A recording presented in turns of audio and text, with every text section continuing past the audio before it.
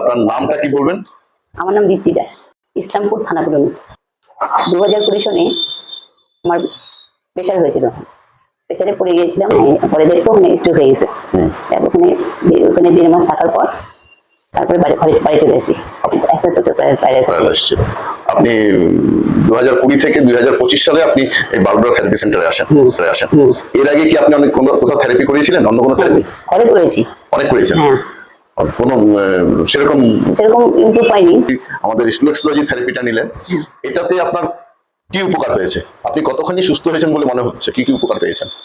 আমি পেয়েছিলাম হাত আর পায়ের জন্য, কিন্তু হাতটা হয়নি এখনো, কিন্তু পাটা ঠিক হয়েছে। কিন্তু এখন চলাফেরা করতে পারছেন? হ্যাঁ, এখন চলাফেরা করতে পারছি। বাড়িতে গিয়ে কি আপনি কারো সাহায্য নিয়ে চলবেন নাকি? না, সত্যি কারো সাহায্য নেই না। আর কোনো সাহায্য নেওয়ার দরকার নেই। এটা সত্যি দেখিনি। এই রিফ্লেক্সোলজি ট্রিটমেন্টটা কোনোদিন কোথাও দেখেননি? না, সঠিক সময় দিলে পরে মানে তাড়াতাড়ি হয়ে যাবে। এবং যদি হওয়ার সঙ্গে সঙ্গে যদি কেউ আসে, বেশি দিন লাগে না, হওয়ার কতদিন পরেই ভালো হয়ে যায়। কিন্তু আমরা তো দেরি করে ফেলছি, 2020 হয়েছে আর 25 আসছে। তাও আপনি কি এখানে এসে ট্রিটমেন্ট নিয়ে স্যাটিসফাইড? হ্যাঁ, ইয়েস, 100% বলে খুশি হতাম। এখন কত পার্সেন্ট পর্যন্ত হয়েছে বলে মনে হচ্ছে? এখন হয়েছে রে 80% হয়েছে। হাতের জন্য 20% বাকি আছে।